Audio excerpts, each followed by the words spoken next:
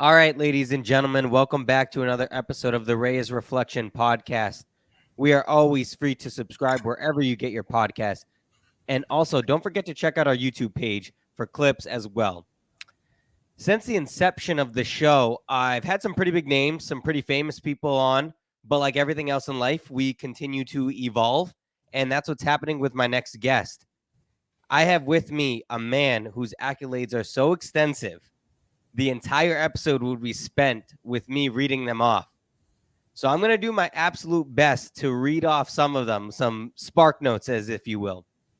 He's an Olympian, a Cape Verdean record holder, a gold medalist, Hall of Famer, coach, mentor, philanthropist, father, husband, and I know I'm definitely missing some, but that's like I said, those are some spark notes. So without further ado, please welcome Ruben Sança to the show. Thank you for coming on, my friend. Thanks, Nate. I appreciate being on the show. And it looks like you got a lot of the facts right. So you did your research for sure. All right. I like it. Yeah, I always do. I like to come prepared. So I see you're wearing a Cabo Verde shirt or in Cape Verde. How do you say it? Which one is it? I know So, people. so in Portuguese, you say it Cabo Verde. Okay. But with the English, they've changed it over time. Typically, people say Cape Verde. Yeah. That's what most people say. So Nice. And you grew up there, right? That's where you grew up, right? yeah, I grew up there until I was 12 years old. Then my family and I came to the U.S.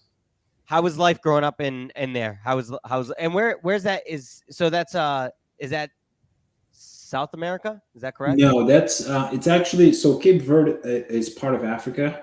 Oh, it So it's is. Okay. 10 islands off the west coast, the northern west coast of Africa, Oh, and no we kidding. are we were conquered by Portugal until 1975 when we got our independence. But yeah, it's we're right next to you can barely see us on the map. So we're right next to Africa. Yes, a tiny country. What was life like over there in that tiny country? A lot different, very small. I lived in a very, very small island. From one point to the other was 22 miles. And I come from a very small fishing town where, at the time when I was living there, everybody knew each other. We had 5 streets. We, as kids, we end up doing a lot of things kind of like independently on our own. Yeah. No organized sports there really at the time. And now there is, but when I was growing up, we just kind of were very entrepreneurial. So we Yeah. would do a lot of things on our own. We would organize our own games. But yeah, it was a good time there. A lot of my family still lives there, and often go back. We speak I was gonna Kiveri. ask. Yeah, I was gonna ask how often you visit. Yeah. Yeah. So last time I was there was 2020. I try to go back every 2 or 3 years. So I'll probably due for a visit soon. Yeah. But we, as I was saying, we speak Cape Verdean Creole, which is a mix of Portuguese and West African language.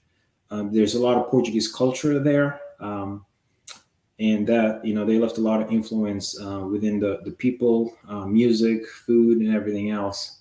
So growing up there, I still have a lot of family there. I'm very well connected with the country. That's amazing. That's amazing. Wow. That's really cool. And you said the 22 miles from one coast to the other. That's insane. That's Yeah, really from one side of the island to the other. wow. Wow. Is that how you started to practice your marathon career? Because that's how.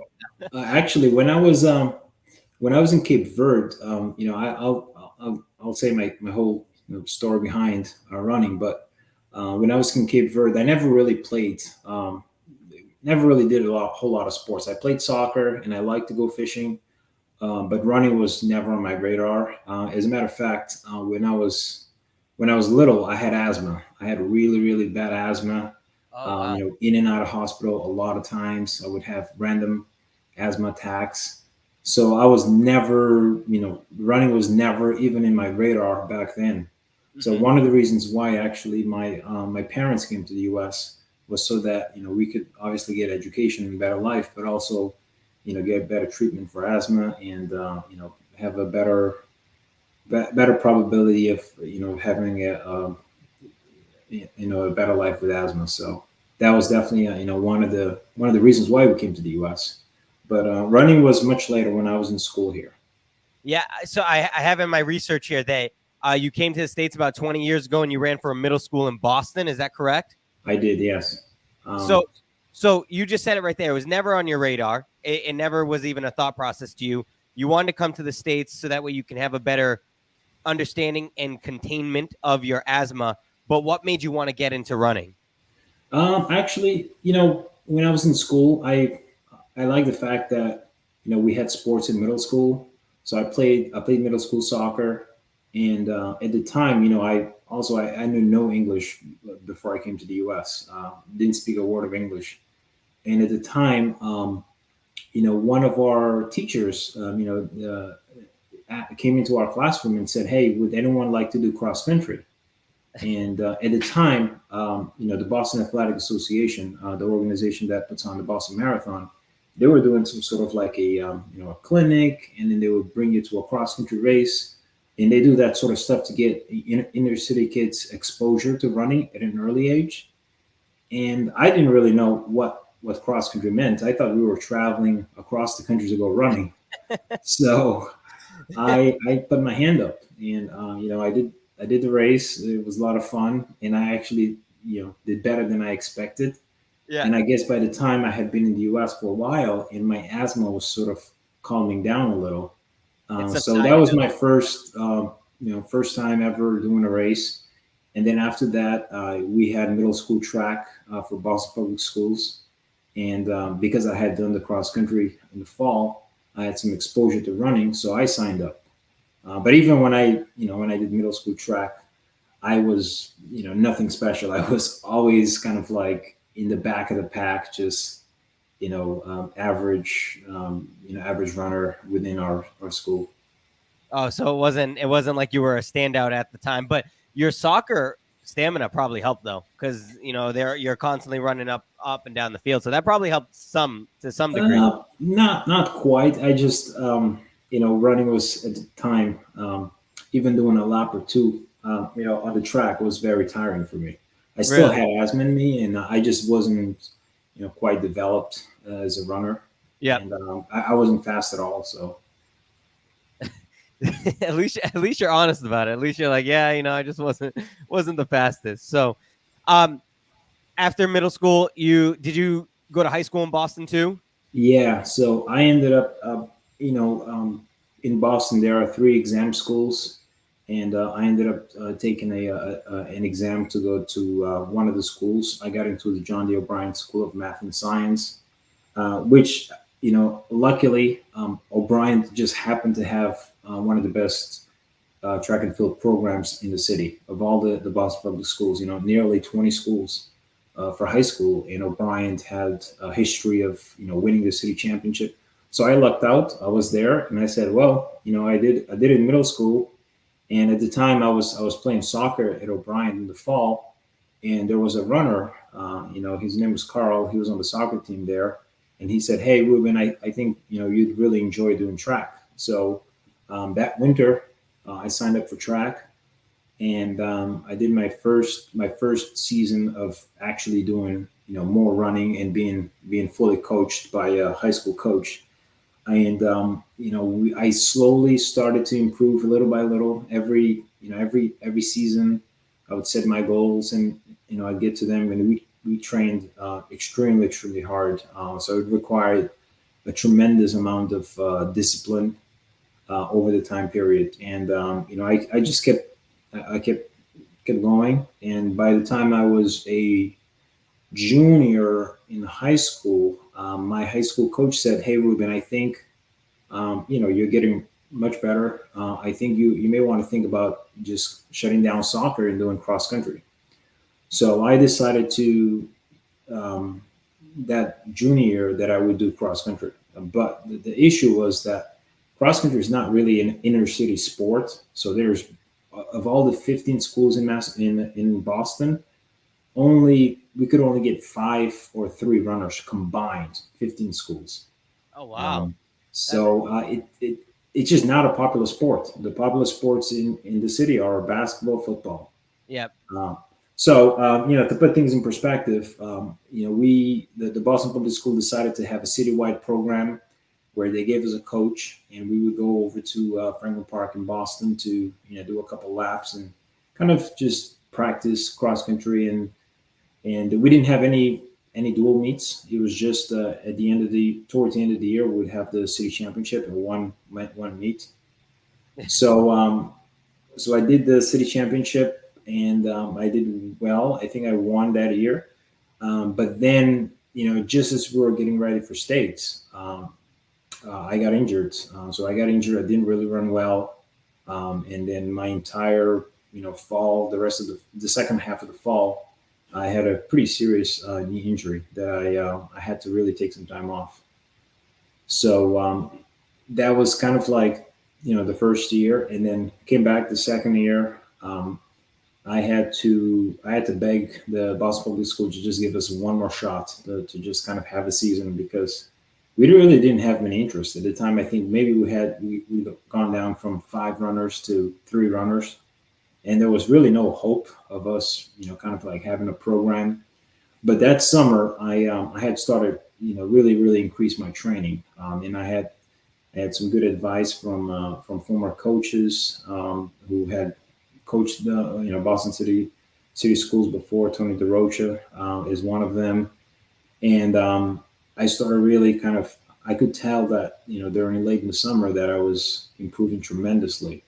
So I went to the Boston Public School athletic director, and I said, "Hey, can you guarantee me that you can at least allow us to have a season, and perhaps pay for a few buses for us to go to the bigger meets so I can test myself?" So things started going. We were able to go to a few meets. We would do time trials because we didn't really have a league.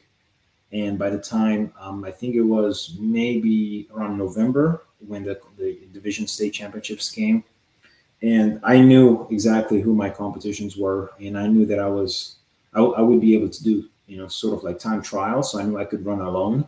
I was the only runner from the entire Boston Public Schools, and there I won the Division Two state championship by over 100 meters in the snow. So, so from that time, I started getting. That was probably my biggest running accomplishment to date, and it really caught the eyes of college coaches that started recruiting me that fall. That was going to be my next question. How did you get recruited from UMass Lowell? Because you ran in UMass Lowell. You're a Hall of Famer for UMass Lowell. How did they reach out to you and get you on their program? Well, I mean, this brings up a good point. I think a lot of the times, even though I won the cross country championship, my track times still weren't nothing spectacular. I would qualify for states, but I didn't really do anything that really caught a lot of the Division 1 schools, mostly Division 2s and 3s. Okay. So when I was running, I knew I had to improve. At the time, I think my mile best at the time was about 4:32, and my 1,000 meter best was about 2:43 or so.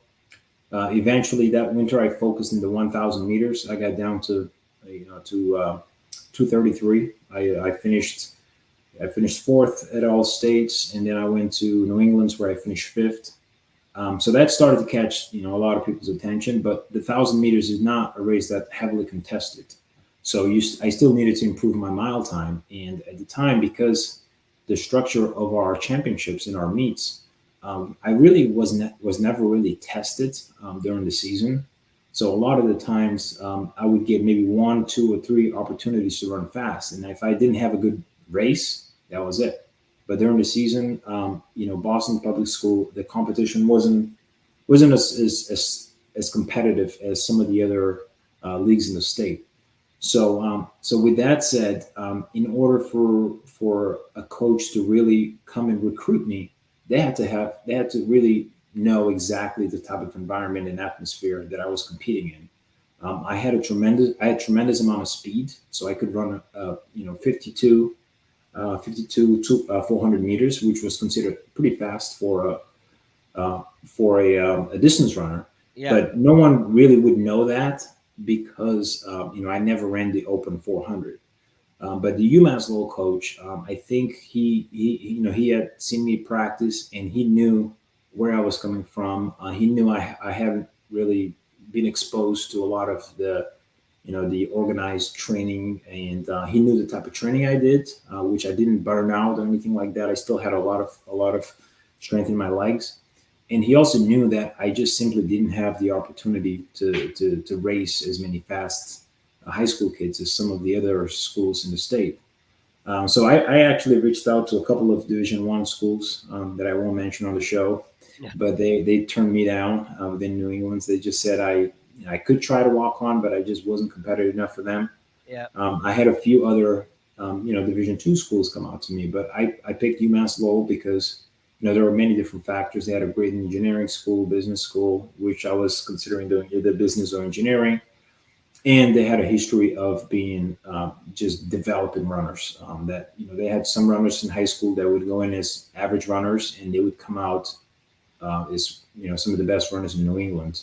So that was very noticeable, and I knew that I had the speed, but I needed to work more on my endurance, my stamina. I needed to have people that could actually push me in practice because I never had that.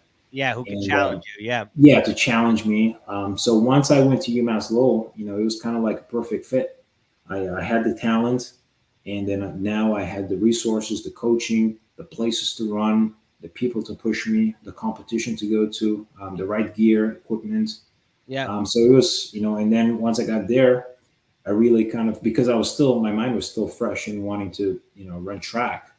I hadn't burned out or anything from high school. I was very excited. So I just put together a couple of really good years of training, some ups and downs along the way, injuries and things like that. But then in the end, I managed to get through, and I continued focused on the goals, and eventually I was able to get to a level where then I was doing much better than what I could have ever imagined. That's incredible. And kudos to you for recognizing that at such a young age, that you wanted to be challenged and that you knew that you had some raw talent that needed to be molded a little bit. And with those coaches that could do that for you, I mean, they took the risk on you, and it looks like it paid out. So Yeah, I you mean, I it's a think a win. lot of the times, especially being from the city, coming from Dorchester, being from inner city track and field programs, a lot of the coaches that are recruiting, they don't realize or don't understand the atmosphere that we're coming into. Uh, so my coach, he knew exactly who I was. He got to know me as a person. He knew I was coming from an immigrant family, so a lot of stuff were new to me, and he just kind of knew the type of support that I needed to be able to help me grow as both a student and an athlete. And I think a lot of the times, coaches they tend to pay attention mostly to what time some kids are running, whether they're placing high, but they don't actually get to know the individuals. And I think from a perspective of finding untapped talent, I think my coach, Gary Gardner, UMass Lowell, I think he's one of the best in doing that, and he knew a lot with very little talent. It's just for me. It was a perfect situation. He believed that I could run fast, and every season we would set different goals. And from the day he was recruiting me, he told me, "I know you can run this fast." Yeah. And pretty much all the times that I had, I didn't even have imagined, I was able to run. Side note: what did you graduate with at UML? What degree As did you get? as far as the degree, Yes. yeah. So I went for my undergrads in business administration with concentrations in both management and finance, and I did a minor in economics, and I stayed for another year and a half, and I got my MBA from there. Wow. Look at you. Look at that. That is the American dream. You migrated over here. You worked hard, and look at you. And you work there now too, right? Yes, I've been working there for just over 10 years, full Wow. time. Wow. So you've fully given back, and in more ways than one. So kudos to you, Hall of Famer. I want to transition into this. You ran in the 2012 Olympics in London.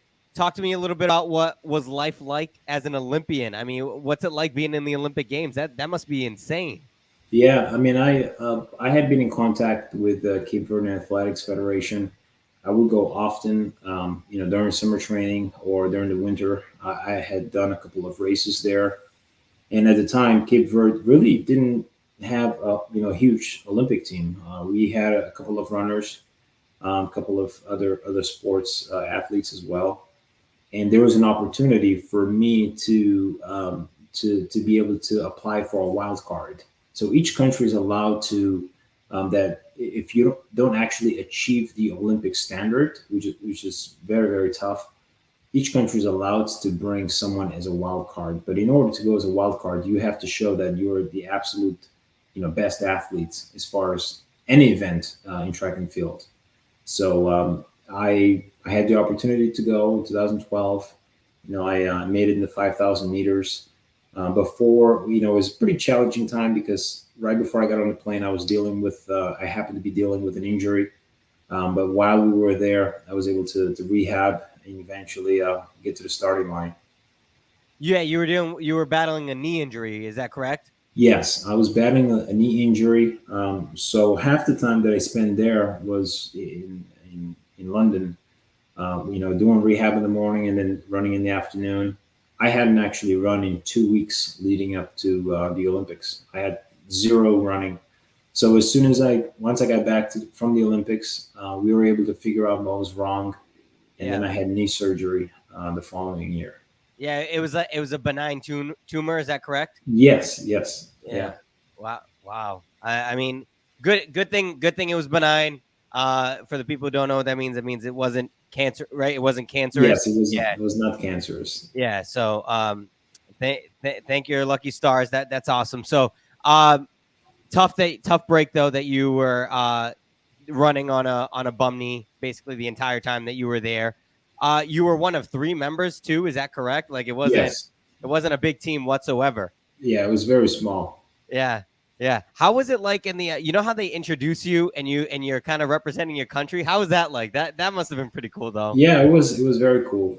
I think just the entire atmosphere there, just being around some of the best athletes in the world. It felt Yeah. like you were on a college campus with everyone else. There's a With the best cafeteria, athletes in the world. and you see them. You kind of like starstruck for a while, and then after a couple of days, you just kind of get used to it. But yeah, it was definitely an amazing atmosphere, and you kind of get to know each person that's there. There's some sort of like story behind it. Yeah. Although people tend to think that you get to the Olympics because you're talented, but there's just so much more behind getting there. Yeah. Hard work. There's a lot of things that happen behind the scenes before you finally get there.